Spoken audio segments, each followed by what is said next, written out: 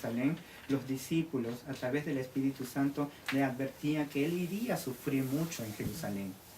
Le era necesario sufrir por Todos entendían que era para que Pablo no fuese, mas Pablo va convencido que es la voluntad del Señor. Asimismo, si fuese necesario morir, él dijo que estaba dispuesto a morir por Cristo, ¿eh? Y aquí el Señor le garantiza que él no va a morir en Jerusalén. Que él no va a morir en Jerusalén porque es necesario que Pablo vaya a Roma y testifique, dé su testimonio, dé testimonio de nuestro Señor Jesucristo, ¿eh? El Señor también le da que una palabra de aliento, le dice, ten ánimo, no desistas, ten ánimo, sé fuerte, sé firme.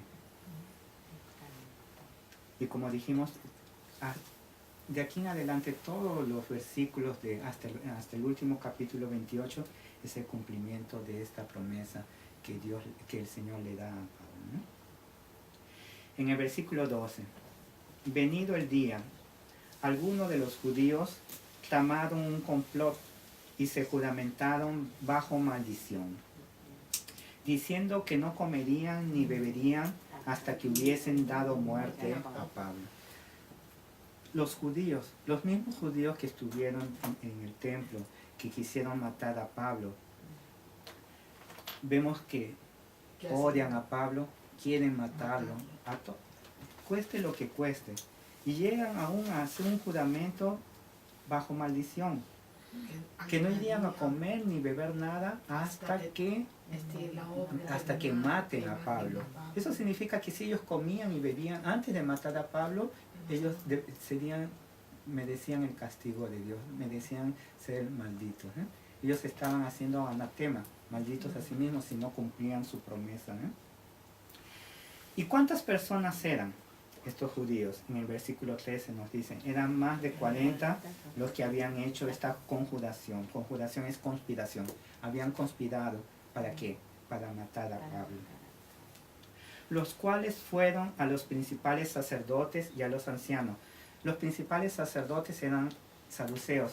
La mayoría de los ancianos eran saduceos. Entonces ellos van a los saduceos y dijeron, nosotros nos hemos juramentado bajo maldición a no gustar nada hasta que hayamos dado muerte a Pablo. Aquí vemos rápidamente cuán corrupto es el Sanedrín.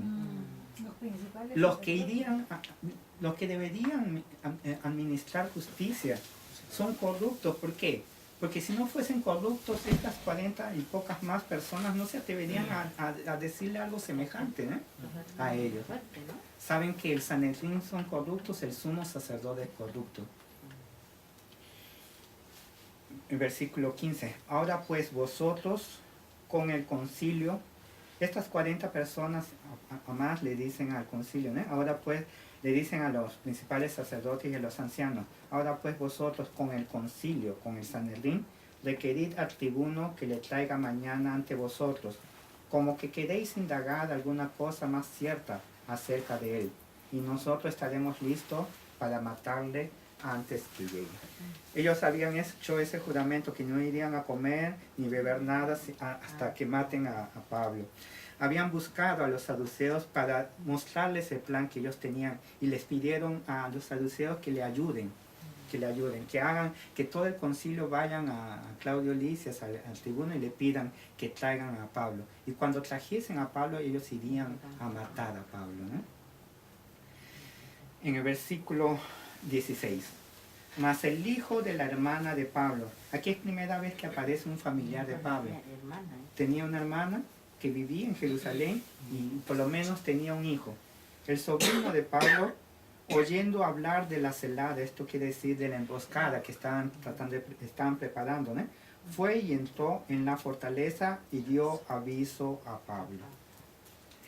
Lo que ellos habían tramado era un plan, entre comillas, perfecto. ¿Por qué? Porque Claudio Lisias quiere saber el motivo por el cual están persiguiendo a Pablo y quieren matar a Pablo. Aún no ha conocido el motivo. ¿Por qué? Porque la reunión que hubo delante del Sanedrín fue interrumpido por la situación que se había había aparecido, de que querían matarlo.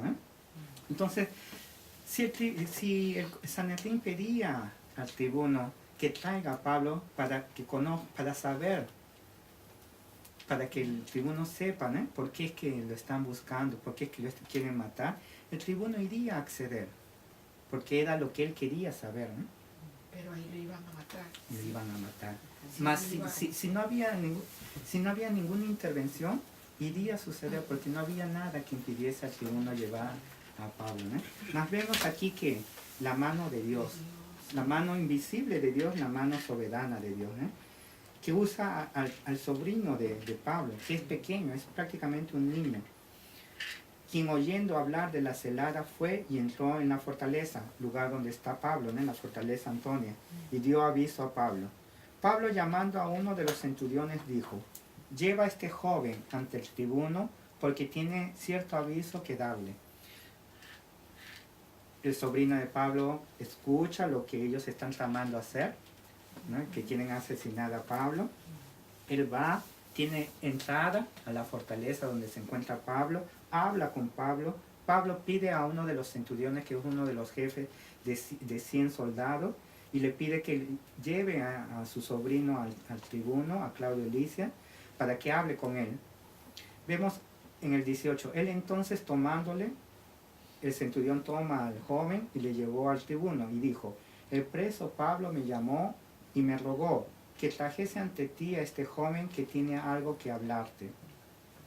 El tribuno en el 19, tomándole de la mano, ahí entendemos que el sobrino de Pablo es pequeño, porque Pablo el tribuno no iría a tomar de la mano a alguien que es un joven, es grande, es un niño, Y vemos la mano de Dios en todo, en cada detalle, desde un principio. Ellos traman todo esto que aparentemente es de una manera perfecta ante los ojos de los hombres, mas Dios coloca al sobrino de Pablo para que lo escuche.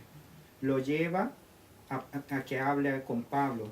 Pablo lo escucha y habla con el centurión. El centurión accede a llevar al niño ante el tribuno. El tribuno accede a escucharlo. Y continúa. El tribuno, tomándole de la mano y retirándose aparte, le preguntó: ¿qué es lo que tienes que decirme? El niño le dijo, él le dijo: los judíos han convenido en rogarte que mañana lleves a Pablo ante el concilio, como que van a inquirir alguna cosa más cierta acerca de él. 21. Mire lo que el niño le dice: pero tú no le creas,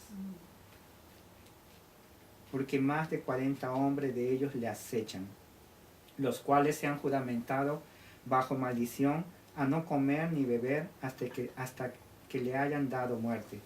Y ahora están listos esperando tu promesa. Eso quiere decir, están esperando la aprobación del tribuno, de llevar a Pablo delante del concilio.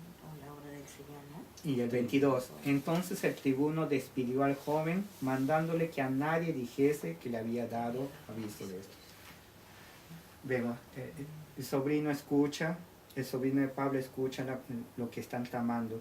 Habla con Pablo, Pablo habla con el centurión habla con el tribuno, el niño habla con el tribuno escucha al niño y el tribuno le cree al niño. Vemos la mano de Dios. Y aquí en adelante vamos a ver lo que hace el tribuno. El tribuno le dice al sobrino de Pablo que no dijera a nadie, para que nadie se entere, que él está sabiendo de todo. Y el tribuno actúa inmediatamente en el 23. ¿Para qué? Para cuidar de la vida de Pablo. Y llamando, ¿quién? El tribuno, a 2 centuriones, mandó que preparase para la hora 3:00 de la noche. Esto quiere decir a las 9 de la noche. Miren la cantidad de soldados que preparan. 200 soldados, 70 jinetes, eso quiere decir 70 soldados a jinete con caballo, que cabalgan en caballo.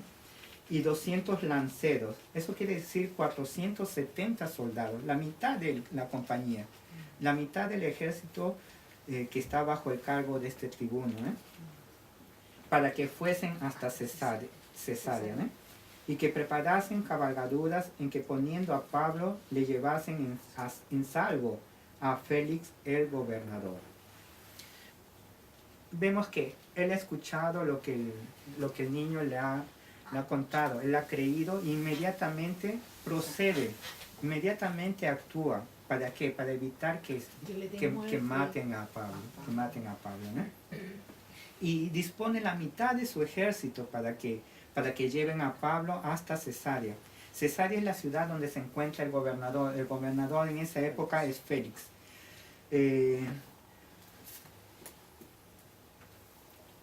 La ciudad de Cesarea se encuentra a más de 100 kilómetros de Jerusalén, aunque en esa época andar a caballo, andar a pie a 100 kilómetros no era una distancia grande, ¿no? En Cesarea se encontraba la sede del gobernador. El gobernador, que en esa época era Félix, en el tiempo de nuestro Señor Jesucristo era Pilato, ellos estaban en se llama el pretorio de Herodes, porque Herodes había construido ese lugar y era donde el gobernador vivía, y solamente iba a Jerusalén cuando había cierta necesidad, cuando habían fiestas para... ¿Qué? Sí. Aquí es Cesarea, y aquí es Jerusalén, y aquí es Cesarea. 105 kilómetros dicen que hay, ¿no? Y en el intermedio hay esta ciudad, Antípatris, que vamos a ver en los siguientes versículos, que es donde ellos paran. El ejército resguardando a Pablo para aquí en Antípatris, antes de llegar a Cesarea, ¿no? Félix es el gobernador de esa época. Félix, a diferencia de los otros gobernadores, de los gobernadores anteriores, había sido esclavo. Y es un caso en particular porque en esa época un esclavo difícilmente era liberado, porque el mismo esclavo prefería continuar siendo esclavo porque tenía la protección del amo. Mas Félix, de esclavo, llegó a ser gobernador de Judea. Tanto Félix como su hermano habían sido esclavos, y el hermano de Félix tenía una relación de cierta manera no íntima, pero tenía acercamiento con el emperador Claudio, y es el emperador Claudio quien nombra a Félix de gobernador, ¿no? Y en el versículo 25, el tribuno Claudio Lisias envía la mitad de su ejército prácticamente para proteger a Pablo, para que lo lleven hasta Cesarea, donde se encuentra el gobernador Félix, ¿no? Y el tribuno le escribe una carta a Félix, y dice en el 25, y escribió una carta en estos términos: Claudio Lisias. Es por eso que sabemos que el tribuno se llama Claudio Lisias, ¿no? Él coloca primero su nombre: al excelentísimo gobernador Félix, salud. Era la manera en que escribían cartas oficiales y formales en la época. Primero nombraban quién estaba escribiendo, que es el remitente, ¿no? ¿Quién era el remitente? Claudio Lisias, el tribuno, ¿no? El destinatario, ¿quién era? El gobernador Félix. Lo llama de excelentísimo gobernador Félix, y luego saluda. Le dice salud, que viene a ser saludos, ¿no? 27. A este hombre aprendido por los judíos y que iban ellos a matar, lo libré yo acudiendo con la tropa, habiendo sabido que era ciudadano romano. Y queriendo saber la causa por qué le acusaban, le llevé al concilio de ellos, y hallé que le acusaban por cuestiones de la ley de ellos, quiere decir por la ley judía, ¿eh? Pero que ningún delito tenía digno de muerte o de prisión. Pero al ser avisado de acechanzas que los judíos habían tendido contra este hombre, al punto le he enviado a ti, intimando también a los acusadores que traten delante de ti lo que tengan contra él. Pásalo bien. Es la carta que escribe Claudio Lisias a Félix, ¿eh? Vemos que él no menciona nada de lo que podría de cierta manera comprometerlo. Él no menciona que quiso azotarlo con flagelo. Él no dice de que él pensó de que él era un delincuente, ni le dice de que él pensó de que era el egipcio, ¿eh? Él le dice prácticamente las cosas que no dice nada de que lo pueda comprometer, porque él podría perder su trabajo, ¿no? Como tribuno de la compañía por el hecho de haber apresado, encadenado a un romano sin tener un motivo, ¿no? Y vemos también que en medio de la carta el tribuno le dice lo siguiente: pero que ningún delito tenía digno de muerte o de prisión. Vemos que los fariseos, en los versículos anteriores, afirmaron la inocencia de Pablo. Los mismos fariseos que querían condenarlo primero. Ahora vemos al tribuno también afirmando la inocencia de Pablo, diciendo que ningún delito tenía digno de muerte o de prisión.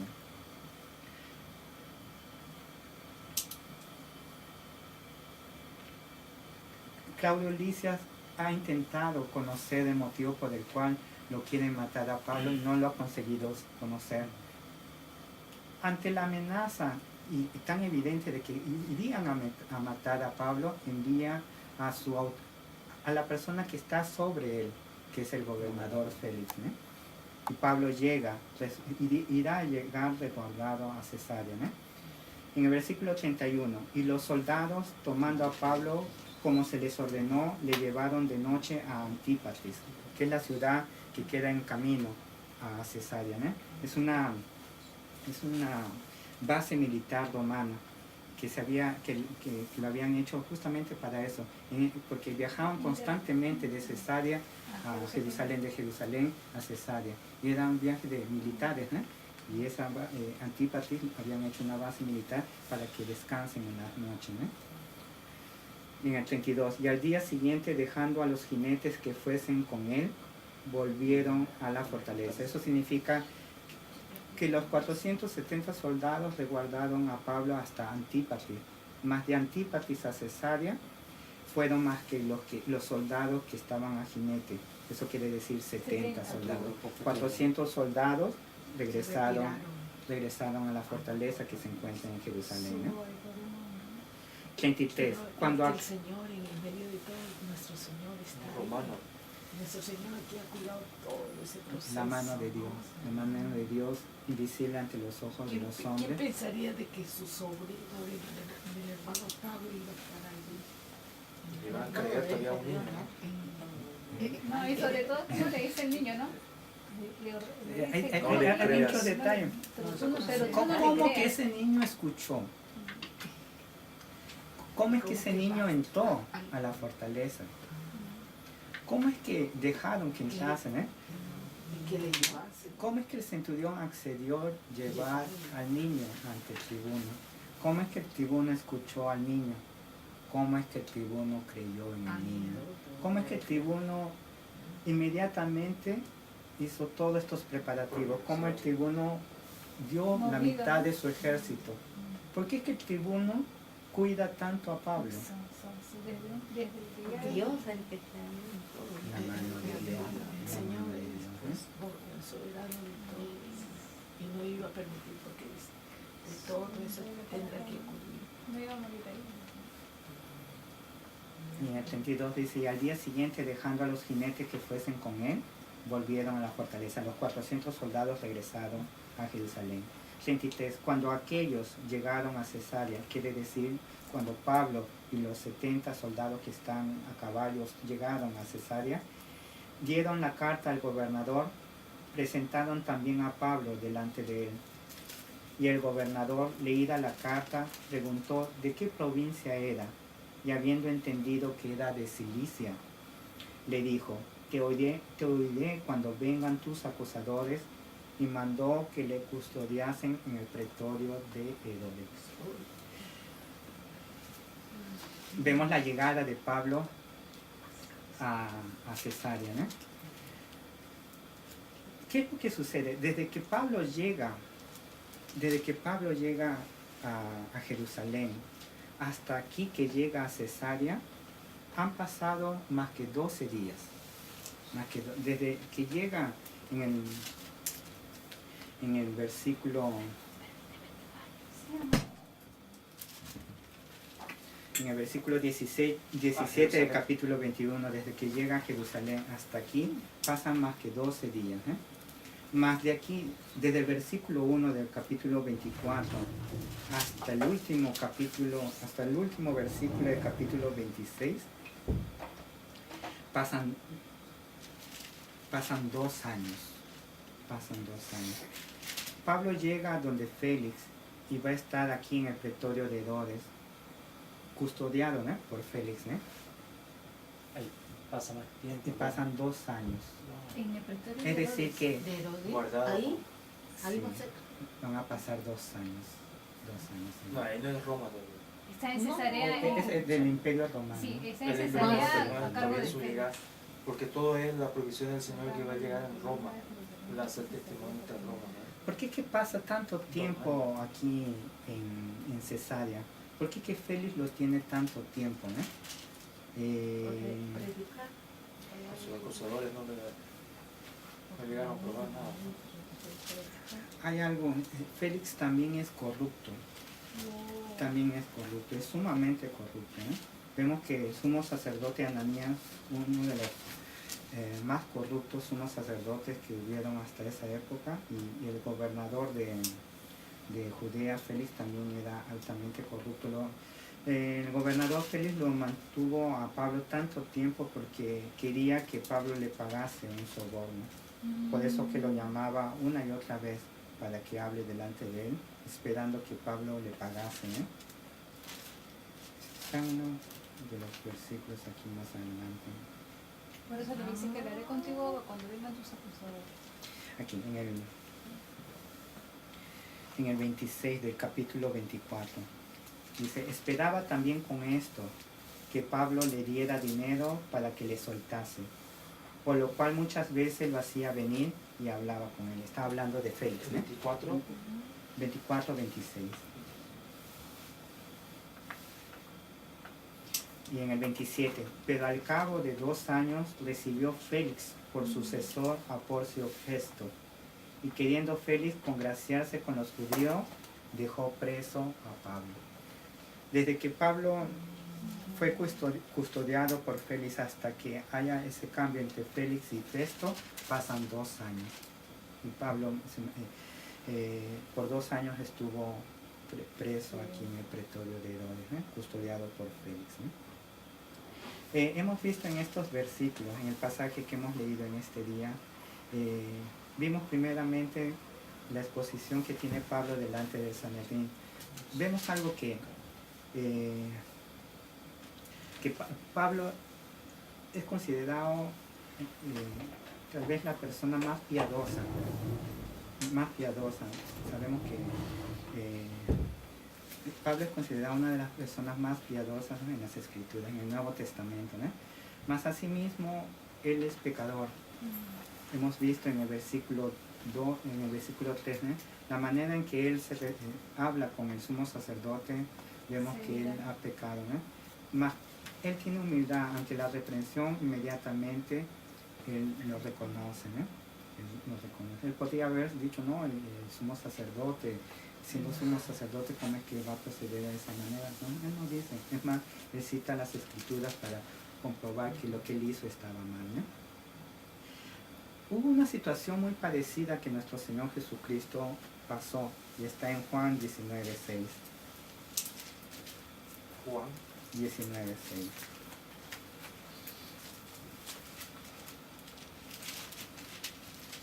¿En qué similitud? Vamos a ver. En que lo golpean también, ¿eh? Su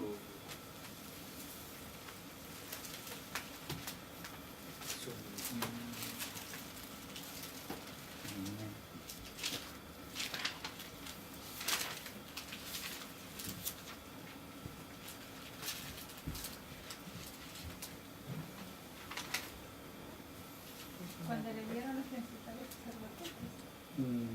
Perdón, esa son. Perdón, Juan 18, 22.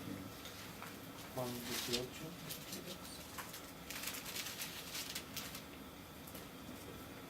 Cuando 22. Cuando Jesús hubo dicho esto, uno de los alguaciles que estaba allí le dio una bofetada, diciendo, ¿así respondes al sumo sacerdote? Porque también estaba Nuestro Señor vestido como- Jesucristo estaba siendo interrogado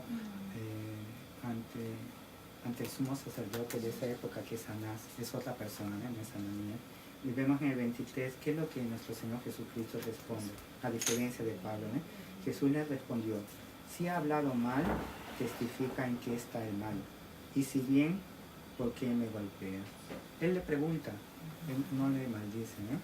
Vemos que Pablo maldice al sumo sacerdote diciendo, Dios te golpee. Porque entendemos que nuestro Señor Jesucristo es perfecto. Pablo es Humanos, somos humanos. sí, es pecador. Vemos que y las escrituras nos muestran, nos muestra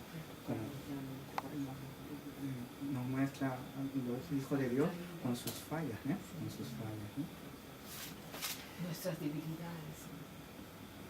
Y luego, a partir del versículo 6, vimos el proceder de Pablo. Vio que ya ante el proceder del sumo sacerdote, ¿qué le iba a esperar?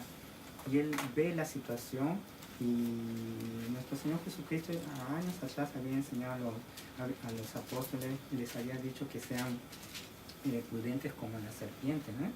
Y vemos aquí el proceder de Pablo en base a eso, porque él está haciendo, ve la situación y ve que hay una diferencia entre esas dos, y conoce esa diferencia, y usa para poder salir de esta situación en que él se encuentra de una manera que le evite pecar.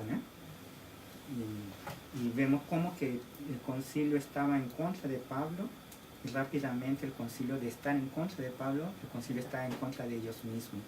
Y llega de una manera asombrosa en el versículo 9, que los que estaban en contra de Pablo declaran su inocencia.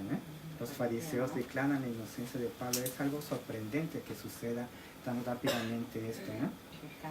Pero aquí Pablo no muestra arrepentimiento, solamente dice que no se dio cuenta de que era el sumo sacerdote. Sí, pero cita las escrituras, las Porque escrituras que no pueden muestra Sí, que no no maldecirás a un príncipe de tu pueblo. No, pero no es arrepentimiento. No dice, no dice, pero entendemos, Pero si un hijo de Dios, sí, por ejemplo, Pablo ha maldecido al sumo sacerdote, y él mismo dice, pues escrito está, no maldecirá, está colocando la palabra de Dios, mostrando Para su buscar propio lo que él pecado. mismo ha Sí, hecho. y su Y- temor a- ¿Cómo es que un hijo de Dios está mostrando, él mismo, la palabra de Dios, mostrando su propio pecado? ¿Y cómo es que no va a haber arrepentimiento? Entonces, sabemos quién es el apóstol Pablo, Si él está mostrando la palabra de Dios, mostrando su propio pecado, entendemos que él se ha arrepentido, Si Sí, no, y ¿cómo es además que iría a presentar la palabra de Dios dice- mostrando su propio pecado? Él dice, no Muestra su sabía, dice, ¿no? Pablo dijo, no sabía, hermanos, No sabía nada. que era el sumo sacerdote. No estaba vestido de sacerdote, ¿no? Es como decir, por ejemplo, la hermana Miyoko me dice, la palabra de Dios dice, no, me muestra, solamente yo he digo mentido, que yo he mentido. arrepentido. La hermana, Pablo se no arrepintió, dice, no no dice. dice más, Se más. supone, ¿no? Como acá dice Entendemos, también que el niño, La que actitud, fue un niño, ¿no? la Que se actitud. supone nada más, ¿no? Porque le agarró de la mano, ¿no? Sí. O sea, pero no está escrito que era un niño de tanta edad. Joven en el original griego significa una persona de 9 años, de 9 años hasta 14 años. que Esa joven es la para palabra, nosotros joven, de 9 a 14 años. Pero- Para que el tribuno lo tome de la mano, si fuese de 14 años ya sería un poco difícil, más a un niño de sería 9 por la años, mano. según no nuestras costumbres, sino según las costumbres de los judíos de la época, porque nosotros, muchas costumbres que nosotros tenemos son muy diferentes a las costumbres de los judíos de la época.